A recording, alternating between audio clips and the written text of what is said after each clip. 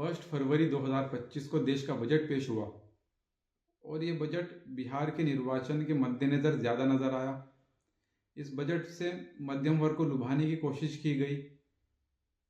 हालांकि सरकार अपने पिछले साल की पिछले बजट की विफलता को छुपा नहीं सकती।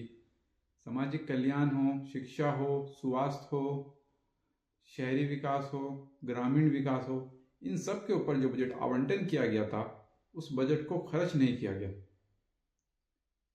और सरकार अपनी विफलताओं को इस माध्यम से छुपा नहीं सकती। और जो सरकार, जो पार्टी सबका साथ सबका विकास की बात करती है, उन्होंने सबसे ज़्यादा अन्याय अनुसूचित जाति, जनजाति, ओबीसी और माइनॉरिटीज के साथ किया। इन सब समुदाय को लेकर के जो स्कीम बनाई गई थी उस पे पिछले बजट में 24-25 में जो बजट आवंटन किया गया था उस बजट को खर्च नहीं किया गया।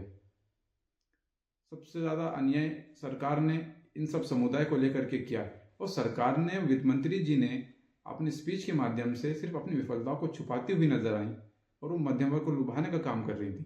और फिर सरकार ने पुरानी पेंशन के बारे में क्या कहा? पुरानी पेंशन के बारे में इस बजट में कुछ नहीं कहा गया। किसानों को लेकर के इस बजट में कुछ नहीं कहा गया।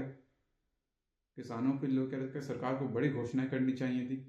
नौजवानों के लिए फिर इस बजट में क्या कहा गया? नौजवानों को लेकर के कुछ नहीं कहा गया। नौजवान बड़ी मुश्किल से पढ़ता है, उसके माँ बाप उस पैसे खर्च करके पढ़ाते हैं, वो डिग्री लेकर के आज बेरोजगार घूम रहा है, उसके ऊपर सरकार ने कोई ध्यान अपने बजट के अंदर नहीं दिया है।